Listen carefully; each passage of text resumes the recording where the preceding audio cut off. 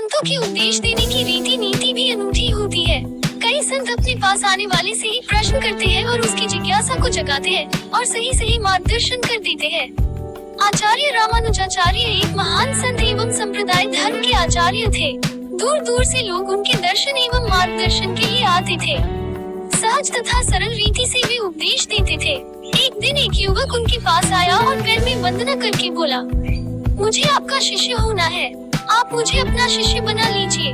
रामानुजाचार्य ने कहा, तुझे शिष्य क्यों बनना है?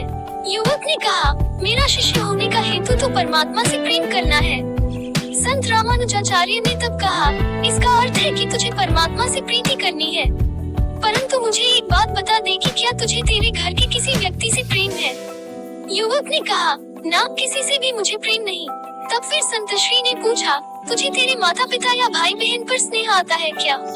युवक ने नकारते हुए कहा, मुझे किसी पर भी तनिक मात्र भी स्नेह नहीं आता। पूरी दुनिया स्वार्थ परायण है, ये सब मिथ्या माया जाल है, इसीलिए तो मैं आपकी शरण में आया हूँ। तब संत रामानुज ने कहा, बेटा, मेरा और तेरा कोई मेल नहीं, तुझे जो चाहिए वह मैं नहीं दे सकता। युवक ये सुन स्तब्ध हो गया। उसने कहा, संसार को मिथ्या मानकर मैंने किसी से प्रीति नहीं की, परमात्मा के लिए मैं इधर उधर भटका। सब कहते थे कि परमात्मा के साथ प्रीति जुड़ना हो तो संत रामानुज के पास जा, पर आप तो इनकार कर रहे हैं। संत रामानुज ने कहा, यदि तुझे तेरे परिवार से प्रेम होता, जिंदगी में तूने तेरे निकट के लोगों में से किसी से भी स्नेह किया होता तो मैं उसे विशाल स्वरूप दे सकता था। थोड़ा भी प्रेम भाव होता तो मैं उसे ही विशाल बना के परमात्मा के चरणों तक पहुंचा सकता था।